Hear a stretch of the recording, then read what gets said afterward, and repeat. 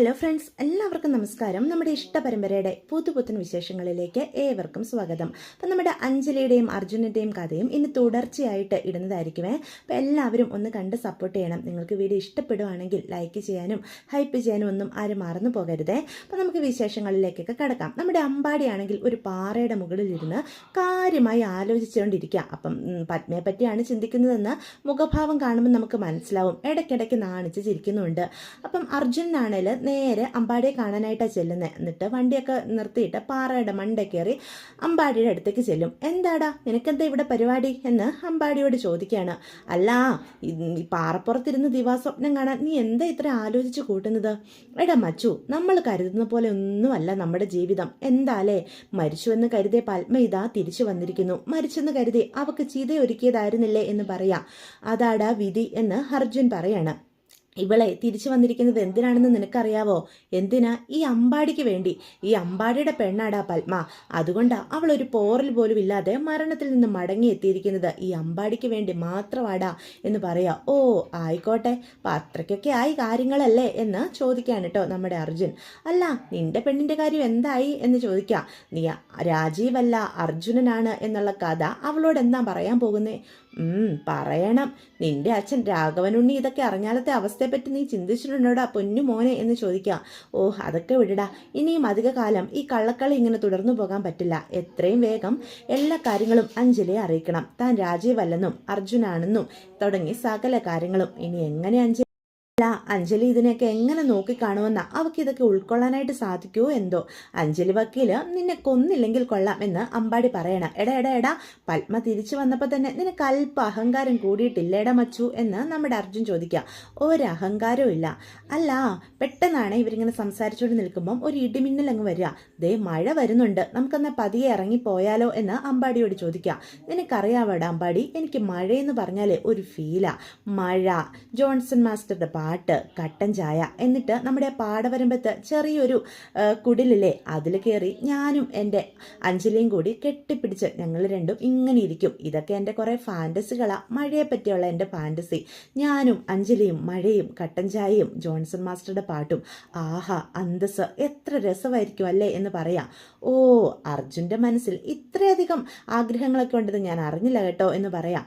നിനക്കുണ്ടോ ഇങ്ങനെ വല്ല ഫാൻറ്റസി എന്ന് അമ്പാടിയോട് ചോദിക്കാം. അതെന്താടാ? എനിക്കുമുണ്ട് നല്ല ഒന്നാന്തരം ഒരു ഫാൻറ്റസി. ഞാനും പത്മയും മാത്രമല്ല, അതിൽ നീയും നിന്റെ വക്കീലും വരെ ഉണ്ട് എന്ന് അമ്പാടി പറയണം.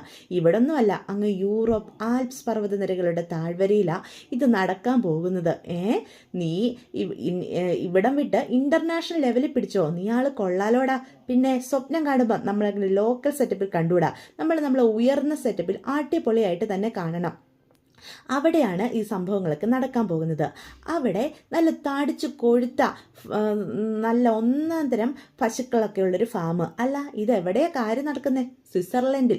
അടിപൊളി സ്ഥലമല്ലേ, നല്ല ഗ്രാമീണ ഭംഗി നിറഞ്ഞു നിൽക്കുന്ന സ്ഥലമാണ് സ്വിറ്റ്സർലൻഡ് എന്ന് ഞാൻ കേട്ടിട്ടുണ്ട്. അവിടെ നല്ല സൂപ്പർ ജേഴ്സി പശുക്കളുണ്ടടാ. അവിടെ നമ്മൾ ഒരു ഫാം തുടങ്ങുന്നു, നീയും ഞാനും അതിൻ്റെ പാർട്ട്നേഴ്സ്. എങ്ങനെയുണ്ട്? അതെനിക്ക് ഇഷ്ടപ്പെട്ടടാ. നീ സ്വപ്നത്തിലും എന്നെ ഒഴിവാക്കിയില്ലല്ലോ എന്ന് അർജുൻ പറയാ. ഞാൻ നിന്നെ ഒഴിവാക്കോടാ എന്ന് അമ്പാടി ചോദിക്കുക. നീയും ഞാനും പത്മയും അഞ്ജലി നമ്മൾ രണ്ട് കൂട്ടരും കൂടെ ഒരു വുഡ് ഹൗസ് പണിയുന്നു. അതിൻ്റെ രണ്ട് സൈഡിലായിട്ട് താമസിക്കുന്നു. ഫാമും നമ്മളെല്ലാവരും അടിപൊളിയായിട്ട്. അവിടെ മഴ പെയ്യും. അപ്പം നീ ആഗ്രഹിച്ചതുപോലെ നിന്റെ ജോൺസൺ മാസ്റ്ററുടെ പാട്ടും കട്ടൻ ചായയും അഞ്ജലിയും ഒക്കെ ആയിട്ട് അടിപൊളിയായിട്ട് ജീവിക്കാം. പിന്നെ നിന്റെ അഞ്ജലിയെ നമുക്ക് അവിടെ ഏതെങ്കിലും ഡിസ്ട്രിക്ട് കോർട്ടിൽ വക്കീലായിട്ട് കയറ്റാം. അവിടെയും കാണും ഏതെങ്കിലും രാഘവൻ ഉണ്ണിമാർ. അയാളുടെ ചോര കുടിച്ച് അയാളെ കൊന്ന് നിന്റെ അഞ്ജലി അങ്ങ് ജീവിച്ചോളൂടാ. എൻ്റെ അച്ഛനെ നീ കൊല്ലുന്നോടാ എന്ന് അർജുൻ ചോദിക്കാം. ഇപ്പം നടന്നുകൊണ്ടിരിക്കുന്നതും അത് തന്നെ അല്ലേ എന്ന് അമ്പാടി അപ്പം കളിയായിട്ട് പറയാണ്. പിന്നെ ഇതൊക്കെ നമുക്ക് എളുപ്പത്തിൽ നടത്താൻ ഒരു വഴിയുണ്ടായിരുന്നു. പത്മ വല്ല BSc നഴ്സിംഗ് കഴിഞ്ഞതാണെങ്കിൽ പെട്ടെന്ന് സ്പൗസ് വിസയിൽ എനിക്കും അങ്ങോട്ട് പോകായിരുന്നു. പിന്നാലെ നിനക്കും അഞ്ജലിക്കും വരായിരുന്നു. ഇതിപ്പം 10ാം ക്ലാസ് പാസ് ചെയ്യാത്ത ആൾക്ക് BSc നഴ്സിംഗ് പഠിക്കാൻ വിടാൻ പറ്റില്ലല്ലോ. എന്ത് ചെയ്യാനാ എന്ന് അമ്പാടി പറയാ, അല്ലടാ ഇപ്പൊ ഈ 10ാം ക്ലാസ്സിന്റെ തുല്യതാ പരീക്ഷയൊക്കെ ഇല്ലേ, നമുക്ക് പത്മയെ അതിന് ചേർത്ത് പഠിപ്പിച്ചാലോ എന്ന് ചോദിക്കാം. നന്നായിട്ടുണ്ട്, ആദ്യം അവളുടെ കേസും കൂട്ടും ഒക്കെ ഒന്ന് കഴിയട്ടെടാ, അതിനുശേഷം നമുക്ക് 10ാം ക്ലാസ്സും BSc നഴ്സിംഗും എല്ലാം പഠിപ്പിച്ച് അവളുടെ കെയർ ഓഫിൽ നമുക്ക് സ്വിറ്റ്സർലൻഡിലും പോകാം, അതുപോരെ എന്ന് ചോദിക്കാം. അത് മതി, എന്തായാലും നമ്മൾ ഇരു കൂട്ടരും ആട്ടിച്ചു പൊളിച്ചങ്ങ് സന്തോഷിച്ച് ജീവിക്കുന്നു. എന്ത് രസമായിരിക്കും, ഇപ്പൊ തന്നെ എനിക്ക് ഓർക്കുമ്പം രോമാഞ്ചം വരുന്നുണ്ടടാ എന്ന് അർജുനോട് അമ്പാടി പറയാണ് കേട്ടോ. അപ്പൊ അമ്പാടി പറയും, ആയിക്കോട്ടെ, ദേ മഴ നനയണ്ട, നിന്റെ മുറിവൊക്കെ ഒന്ന് കരിഞ്ഞു വരുന്നതേ ഉള്ളൂ, നമുക്ക് പതിയെ മഴയ്ക്ക് മുന്നേ ഇറങ്ങിപ്പോയേക്കാം എന്ന് പറയാം. അങ്ങനെ അവർ രണ്ടുപേരോട് ചിരിച്ച് കളിച്ച് പതിയെ പാറയിൽ നിന്ന് ഇറങ്ങിപ്പോവാണ് കേട്ടോ. ഇതേ സമയം നമ്മുടെ അഞ്ജലി വീട്ടിൽ നടക്കാൻ പോകുന്ന ഭൂകമ്പം ഒന്നും അറിയാതെ പാവം വീട്ടിലേക്ക് ചെല്ലുക. അപ്പം അഞ്ജലിയുടെ സ്കൂട്ടിയുടെ സൗണ്ട് കേൾക്കുമ്പോൾ തന്നെ ശ്യാമളയാണെങ്കിൽ പുറത്തേക്ക് ഇറങ്ങി വരികയാണ്. അവിടെ നിൽക്കടി, എങ്ങോട്ടാ നീ കയറി പോകുന്നേ, എന്താ അമ്മേ, എന്താ കാര്യം എന്ന് അഞ്ജലി അപ്പം ചോദിക്കാം. അനുപമ ഇവിടെ വന്ന് കുറച്ച് കാര്യങ്ങളൊക്കെ പറഞ്ഞിരുന്നു, അത് സത്യമാണോ എന്നാ എനിക്ക് അറിയേണ്ടത്. ഓ, അനുപമ ഇന്നിവിടെ വന്നിരുന്നോ, അമ്മ അവളെ വീണ്ടും ആനയിച്ചകത്ത് കയറ്റി കാണുമല്ലേ എന്ന് അപ്പം അഞ്ജലി ചോദിക്കാണ്. അവള് ചില സത്യങ്ങളൊക്കെ പറഞ്ഞു, അത് സത്യമാണോ കള്ളമാണോ എന്ന് എനിക്ക് അറിഞ്ഞേ പറ്റൂ എന്ന് പറയാം. പെട്ടെന്ന് അഞ്ജലി വന്നത് അറിഞ്ഞ ഇന്ദ്രയും അങ്ങോട്ടേക്ക് ഇറങ്ങി വരികയാണ് കേട്ടോ. വന്നിട്ട് ഈ കാഴ്ചയൊക്കെ വളരെ സന്തോഷത്തോടെ കണ്ടു നിൽക്കാം. എന്നിട്ട് പെട്ടെന്ന് അഞ്ജലി ചോദിക്കും, അതിന് അവളിവിടെ വന്ന് എന്താ പറഞ്ഞത്, എന്ത് സത്യം അമ്മയ്ക്ക് അറിയേണ്ടത് എന്ന് അഞ്ജലി അപ്പൊ ശ്യാമളയോട് ചോദിക്കാം. നിന്റെ കല്യാണം കഴിഞ്ഞെന്ന് അവള് പറഞ്ഞു, അത് സത്യമാണോ എന്ന് എനിക്ക് അറിയേണ്ടത് എന്ന് പറയാം. പെട്ടെന്ന് അഞ്ജലി ഞെട്ടിത്തെറിച്ച് നിൽക്കുക. അപ്പൊ ഇന്ദിര പറയും, അവളിവിടെ വന്ന് ഒരു കാര്യം കൂടി പറഞ്ഞായിരുന്നു, നിന്റെ കഴുത്തിൽ താലി കാണും, അത് നോക്കാൻ. എന്താ, കഴുത്തിൽ താലി ഇട്ടിട്ടാണോടി നിന്റെ നടപ്പ് എന്ന് ചോദിക്കാം. അനുപമ എന്തൊക്കെ പറഞ്ഞാലും ഒരു കാര്യമില്ലാതെ ഇങ്ങനൊരു കാര്യം ഇവിടെ വന്ന് പറയില്ലെന്ന് ഞാൻ ചേച്ചിയോടും ചേട്ടനോടും പറഞ്ഞതല്ലേ എന്ന് ചോദിക്കുകയാണ് കേട്ടോ. അത് കേൾക്കുമ്പോഴത്തേക്കും പെട്ടെന്ന് അച്ഛൻ ഇറങ്ങി വരിക. നീ എന്താ ശ്യാമളെ മോളെ ഇവിടെ നിർത്തി ഇങ്ങനെ ചോദ്യം ചെയ്യുന്നത്, അവൾ അകത്തോട്ട് കയറട്ടെ, ആ അനുപമ വായി തോന്നിയതൊക്കെ വിളിച്ചു പറഞ്ഞത് കരുതി അതെല്ലാം എങ്ങനെ സത്യമാകാനാ, അനുപമയല്ല അഞ്ജലി എന്ന് പറയാൻ കേട്ടോ. അപ്പൊ അച്ഛൻ ഇപ്പോഴും തന്നെ ഇത്രയധികം വിശ്വസിക്കുന്ന കാണുന്ന അഞ്ജലിക്ക് സഹിക്കാൻ കഴിയുന്നില്ല. അഞ്ജലി അവിടെ നിന്ന് കരയാ. കണ്ടില്ലേ അവളുടെ പൂങ്കണ്ണീര്, അതിനർത്ഥം എന്താ, അനുപമ പറഞ്ഞതിൽ എന്തോ സത്യമുണ്ടെന്ന് തന്നെ എന്ന് ഇന്ദ്ര അവിടെ നിന്ന് പറയാണ്. എന്നിട്ട് അനുപമയുടെ അടുത്തേക്ക് വരിക. ഇവളുടെ കഴുത്തിൽ താലി കാണുമെന്നാണല്ലോ അനുപമ പറഞ്ഞത്, ഞാനൊന്ന് നോക്കട്ടെ, എവിടെ നിന്റെ കള്ളത്താലി എന്ന് ചോദിച്ച് താലി വലിച്ചെടുക്കാനായിട്ട് നോക്കുക. പെട്ടെന്ന് അഞ്ജലി ഇന്ദ്രയുടെ കയ്യിൽ കയറി പിടിക്കുകയാണ്. എന്താടി ഇത്രയ്ക്ക് നീ രഹസ്യമായിട്ട് വെക്കാൻ മാത്രം എന്താ നിന്റെ കഴുത്തിൽ ഉള്ളതെന്ന് ഞാനൊന്ന് കാണട്ടെ എന്ന് പറയാം. പെട്ടെന്ന് താലി ഇന്ദ്ര എടുത്ത് പുറത്തേക്കിടുക. അത് കാണുന്ന അച്ഛനും അമ്മയും ഞെട്ടിത്തരിച്ച് നിൽക്കുകയാണ് കേട്ടോ. നീ എന്നെ ചതിച്ചല്ലടി ഒരുമ്പെട്ടോളെ എന്ന് ചോദിച്ച് ശ്യാമളയാണെങ്കിൽ അഞ്ജലിനെ തുടരെ തല്ലുകയാണ് കേട്ടോ. ഈ താൻ കണ്ടതും കേട്ടതും ഒന്നും വിശ്വസിക്കാൻ കഴിയാതെ ഇപ്പോഴും അഞ്ജലിയുടെ അച്ഛൻ അവിടെ ഞെട്ടിത്തരിച്ച് നിൽക്കുകയാണ്. തൻ്റെ മകള് തന്നോട് ഇങ്ങനെ ഒരു ചതി ചെയ്തോ എന്നൊരു ചിന്ത വരിക. പെട്ടെന്ന് ശ്യാമളയാണെങ്കിൽ അച്ഛനെ ചൂണ്ടിക്കൊണ്ട് അഞ്ജലിയോട് പറയും, ഇപ്പൊ പോലും അനുപമയല്ല അഞ്ജലി എന്ന് നാഴികയ്ക്ക് 40 വട്ടം പറയുന്ന ആളാ നിന്റെ അച്ഛൻ. ആ മനുഷ്യൻ ഇങ്ങനെ തകർന്നു നിൽക്കുന്നത് കാണാൻ നിനക്ക് എങ്ങനെ തോന്നിയടി? ആരടി നിന്റെ കഴുത്തിൽ കിടക്കുന്ന ഈ താലിയുടെ ഉത്തരവാദി? ഏതവനടി നിന്റെ കഴുത്തിൽ താലി കെട്ടിയത്? ഞങ്ങളെയൊക്കെ ചതിച്ചിട്ട് നീ ആരുടെ കൂടി അടി പോയത് എന്നൊക്കെ ശ്യാമള ചോദിക്കാം.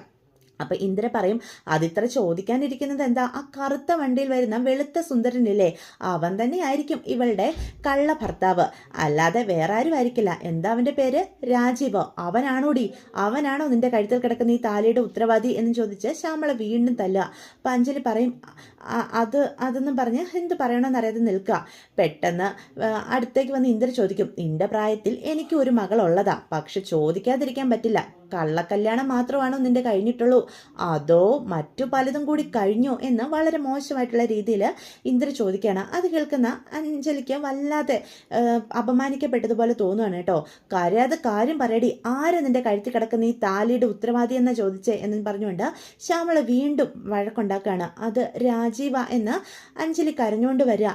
എന്നെ താലി കെട്ടിയത് രാജീവാണ്, അത് നിങ്ങൾ കരുതുന്ന പോലൊന്നും അല്ല, എൻ്റെ മുന്നിൽ വേറെ വഴിയില്ലായിരുന്നു എന്നും പറഞ്ഞ് അഞ്ജലി കരയാണ്. എന്തു വഴി? അച്ഛനും അമ്മയും കൂടെ പിറപ്പും ആരും അറിയാതെ ഒരു കല്യാണം നടത്തിയിട്ട് വന്നതാണോടി നിന്റെ ഇത്ര വലിയ മഹത്തായ കാര്യം. ഇനി ഒരു നിമിഷം പോലും നീ ഈ വീട്ടിൽ നിൽക്കാൻ പാടില്ല. ആ പാവം മനുഷ്യൻ തകർന്നു നിൽക്കുന്നത് നിനക്ക് കണ്ടോടി. എപ്പോഴും അച്ഛൻ്റെ തല ഉയർത്തിപ്പിടിപ്പിക്കുന്ന മകളാ നീയെന്ന് പറയാറുണ്ടായിരുന്നു. എന്നിട്ട് നീയും അനുപമ ചെയ്ത അതേ തെറ്റ് തന്നെല്ലേടി ചെയ്തത് എന്നൊക്കെ ചോദിച്ച് ശ്യാമള അഞ്ജലിയെ ഒരുപാട് വേദനിപ്പിക്കാം. പെട്ടെന്ന് ശ്യാമള അഞ്ജലിയുടെ ഡ്രസ്സെല്ലാം ഒരു ബാഗിൽ പാക്ക് ചെയ്തുകൊണ്ട് വന്ന് അവളുടെ മുഖത്തേക്ക് എറിയാണ്. ഇനി ഒരു നിമിഷം പോലും നീ ഇവിടെ നിന്നുകൂടാ എന്ന് പറയാം. എല്ലാം കണ്ടും കേട്ട് നിൽക്കുന്ന ആര് പറയും, എന്തൊക്കെ അമ്മായി ഈ ചെയ്യുന്നത്, അകത്തേക്ക് വിളിക്കുക, അവൾക്ക് പറയാനുള്ളത് കൂടി കേട്ടിട്ട് ഇങ്ങനൊരു തീരുമാനം എടുക്കുക. ഒന്നും പറയണ്ട മോളെ, ഇവള് ഞങ്ങളെ ചതിച്ചതാ, ഇനി ഇവളോട് ക്ഷമിക്കാൻ എനിക്ക് ഒരിക്കലും സാധിക്കില്ല. ഇവളുടെ ന്യായം പറഞ്ഞുകൊണ്ട് ആരും ഈ വീട്ടിലേക്ക് വരണ്ട, ഇവളെ സഹായിക്കാൻ ആരും ഇട്ട് നിന്ന് കൊടുക്കുകയും വേണ്ട. ഈ നിമിഷം എങ്ങോട്ടാന്ന് വെച്ചാൽ നീ പൊയ്ക്കോ, നിനക്ക് നിന്റെ ഭർത്താവുണ്ടല്ലോ, അവൻ്റെ കൂടെ പോയി താമസിക്കടി, അല്ലാതെ ഇനി ഈ വീട്ടിൽ നിനക്ക് സ്ഥാനമില്ല എന്ന് പറയാണ് കേട്ടോ ശ്യാമള. അപ്പം ഇതെല്ലാം കണ്ടിട്ട് ശ്യാമള ഭർത്താവിനെയും കൂട്ടി അകത്തേക്ക് പോവാം. ഇതെല്ലാം കണ്ടും കേട്ടും വളരെയേറെ സന്തോഷത്തോടു കൂടി ഇന്ദ്ര നിൽക്കുകയാണ്. എന്തോ ജയിച്ച പ്രതീതിയാണ് കേട്ടോ ഇന്ദ്രയ്ക്ക്. അഞ്ജലി ആണെങ്കിലും പെരുമഴയാ. ആ മഴയത്ത് നനഞ്ഞ് കരഞ്ഞുകൊണ്ട് തന്നെ വീടിൻ്റെ മുറ്റത്ത് എന്ത് ചെയ്യണമെന്നറിയാതെ നിസ്സഹായമായിട്ട് നിൽക്കുക. അഞ്ജലിയുടെ ഈ അവസ്ഥ കാണുമ്പം അത്രയേറെ സന്തോഷം തോന്നുന്നുണ്ട് ഇന്ദ്രയ്ക്ക്. ഒരു പുച്ഛത്തോടു കൂടി അഞ്ജലി നോക്കുക. അതോടുകൂടി ഇന്നത്തെ എപ്പിസോഡും അവസാനിക്കുകയാണ്. അപ്പോൾ ഇതൊക്കെയാണ് ഇന്നത്തെ വിശേഷങ്ങൾ. അപ്പോൾ വീഡിയോ ഇഷ്ടപ്പെടുവാണെങ്കിൽ ഒന്ന് ലൈക്ക് ചെയ്യാനും ഹൈപ്പ് ചെയ്യാനും ഒന്നും ആരും മറന്നു പോകരുത്. ഒന്ന് സപ്പോർട്ട് ചെയ്യുകയും